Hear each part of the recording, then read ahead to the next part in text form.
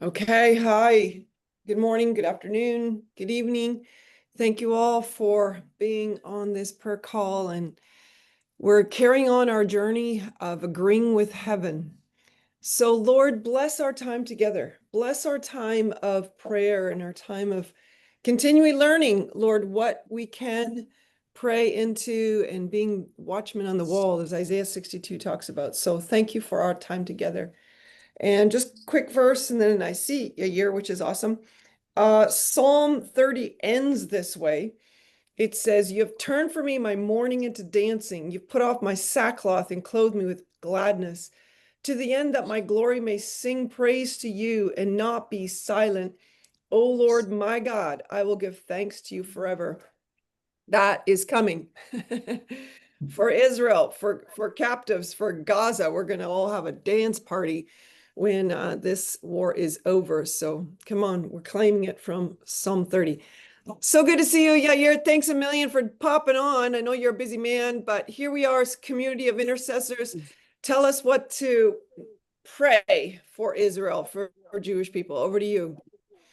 Well, thanks so much. I think it's important to share a little bit about the situation in the Gaza Strip, what really is happening there, because what we are hearing around the world is basically a bunch of lies, deceit, and misinformation, especially regarding the humanitarian crisis in the Gaza Strip.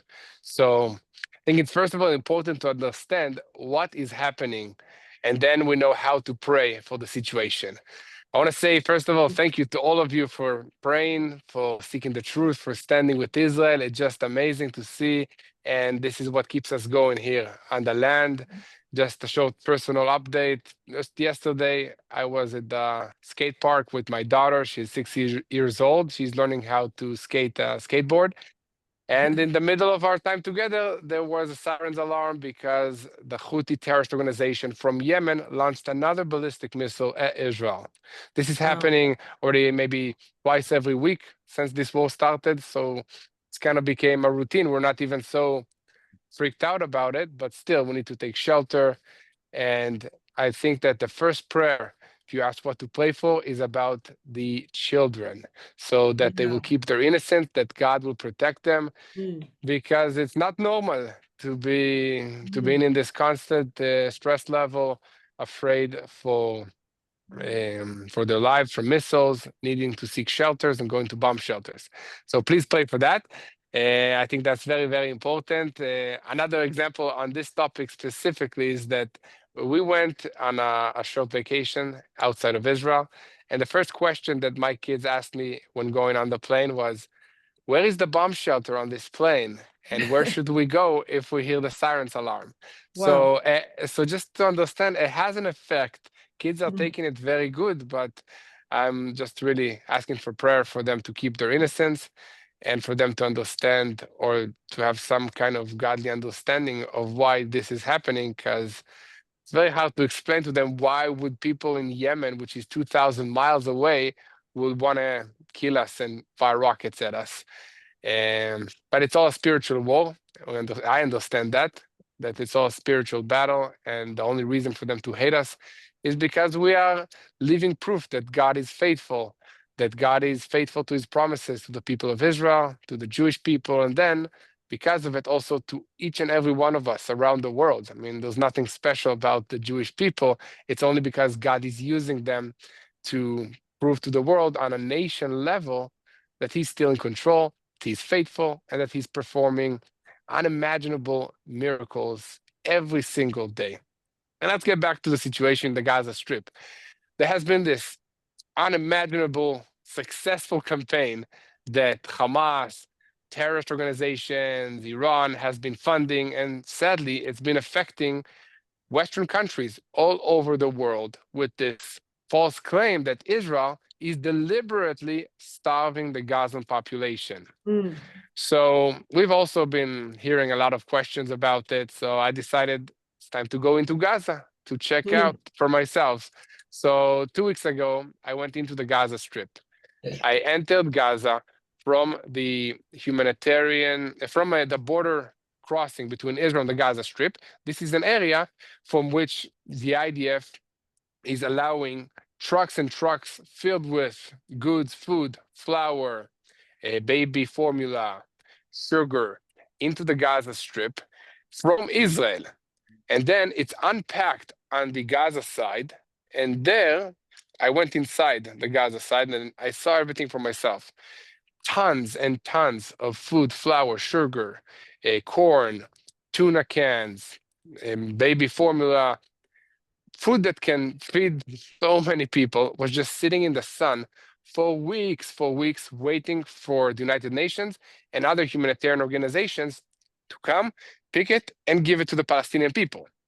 But instead of doing that, they were aligning themselves with the Hamas propaganda and the campaign that Israel is deliberately starving the Gaza population. So the food was just sitting there and rotting in the sun.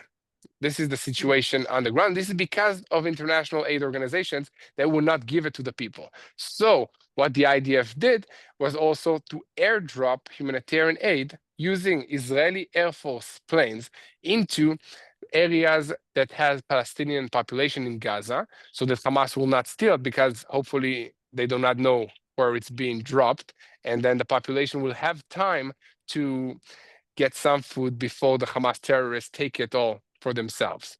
Okay? Here are some statistics for you if you don't believe me.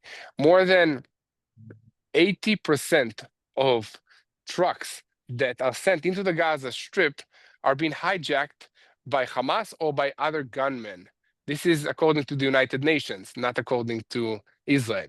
So the food that is supposed to reach the Palestinian people is being looted by Hamas. And just in 2024, Hamas made more than 500,000, more than $500 million by selling food at triple the prices to the Palestinian people themselves in the Gaza Strip. So this is how Hamas is making money throughout this war. And more than that, it is using the food to feed its terrorists. It is using the food to recruit new terrorists that have no money and have no ways of feeding their families unless they join into Hamas ranks, become terrorists, sometimes at the age of 13, and then fighting Israel. This is the situation. And you know who does not get the food that is being sent into the Gaza Strip? The Israeli hostages. And Hamas is not even ashamed of showing these videos. They look like skeletons. I don't know how long do they have before they starve to death. And this is the situation on the ground. Yes, there is a humanitarian crisis. We should all pray for the people of Gaza, but we should all pray for them to have better leadership than Hamas. And in this fight, the IDF is fighting the terrorists with one hand, and with the other hand, is feeding the Gazan population. Give me examples of other wars that the country that was invaded in the first place is in charge of feeding the population of their enemies. And this is what Israel is doing. I don't see Ukraine feeding Russia or Russia feeding Ukraine or being blamed any way in this situation. So this is what's happening in Israel. And at the moment, there is no progress in the negotiations.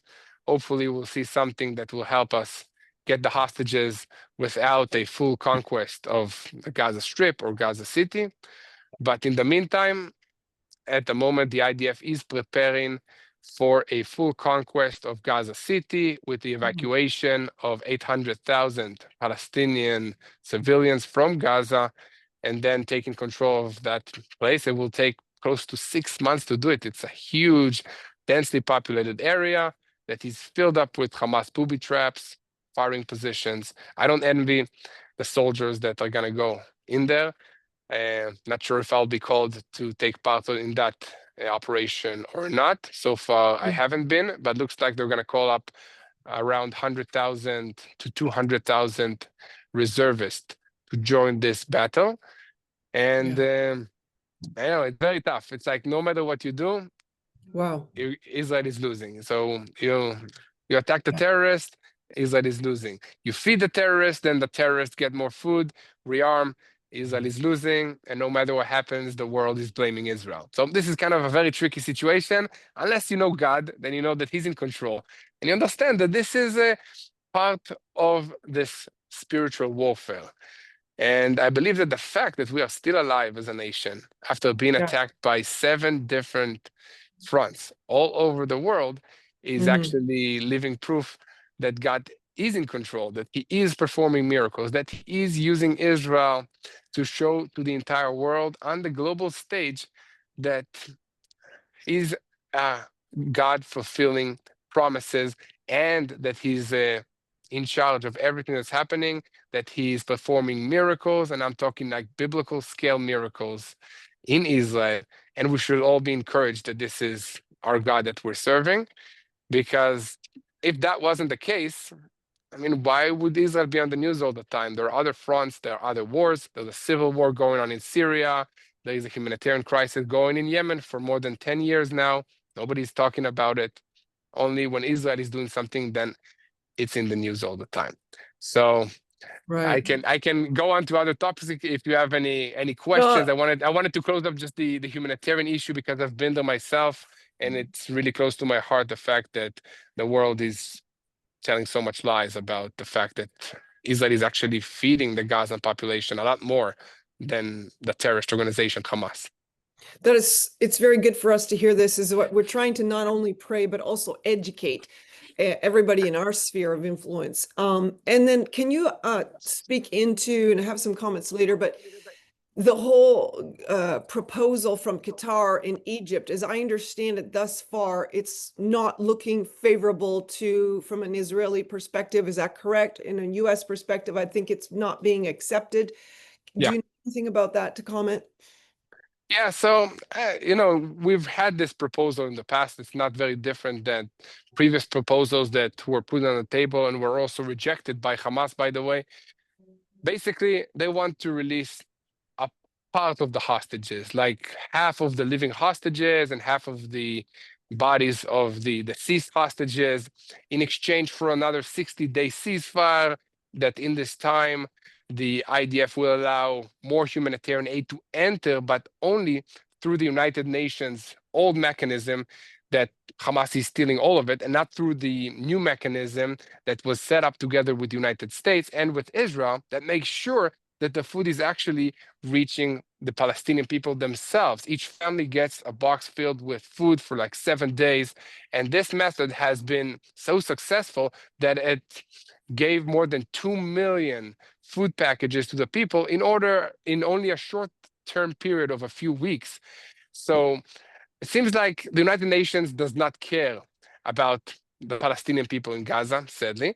And then also Hamas and the other organizations, they just want to keep working with the terrorists that some of them are also employees of these organizations. But to answer your question, yeah, this is not a good deal for Israel because it releases only half of the hostages, meaning that the other half will be remaining in Hamas captivity for at least more than 60 days after this deal is signed, if it will.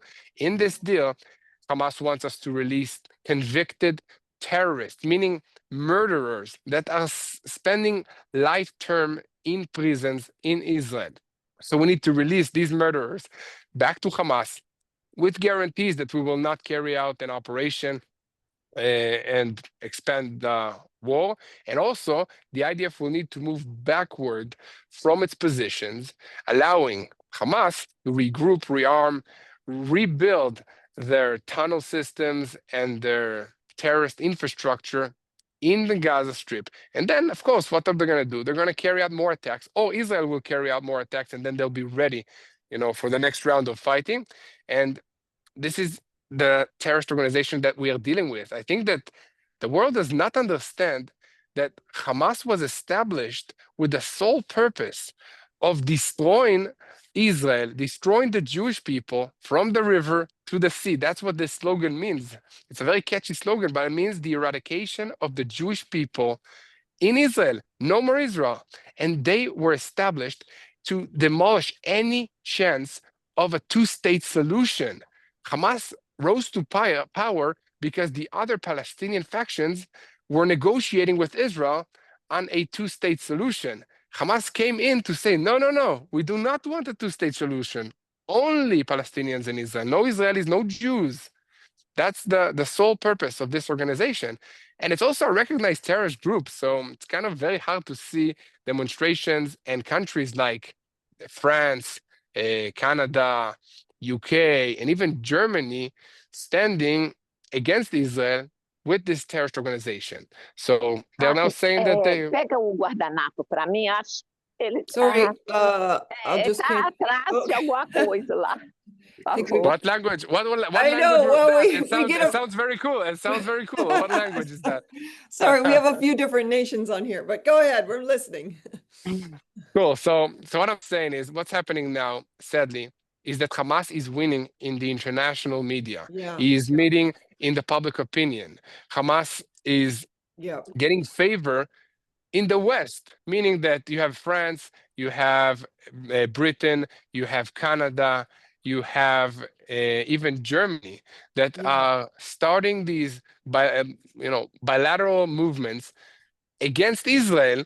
Let's recognize a Palestinian state where nobody knows who's leading them, nobody knows. But let's recognize the Palestinian state. If I was a Hamas leader, okay, but which I'm not, by the way, if I was a Hamas leader, I would say, who needs negotiations? We are winning. Look, we're going to get the Palestinian state by carrying out terrorist attacks against Israel. October 7 was a success because look, we murdered Israelis, we took hostages, and the world is blaming Israel. The world is giving us a state as a prize. This is the situation. So instead of trying to end this war, they are just prolonging it, making Hamas more stubborn and making a ceasefire agreement and a deal to retrieve our hostages even harder. So this is the second point that we need to pray for. We need to pray for our leaders, for your leaders, to have godly wisdom to make the right decisions in the situation. It's very hard. I'm not saying that I envy these decision makers. If it's abroad, if it's in Israel, it's a tough situation. But that's why we need to pray that God will lead them. We have stories in the Bible that God led leaders that did not follow him, from the Persian leader who was Xerxes, who brought the Jewish people back to Jerusalem and rebuilt Jerusalem walls. We have many stories of God leading world leaders, so let's pray for that. Very good. Okay, I'm just gonna pause the recording so we can post that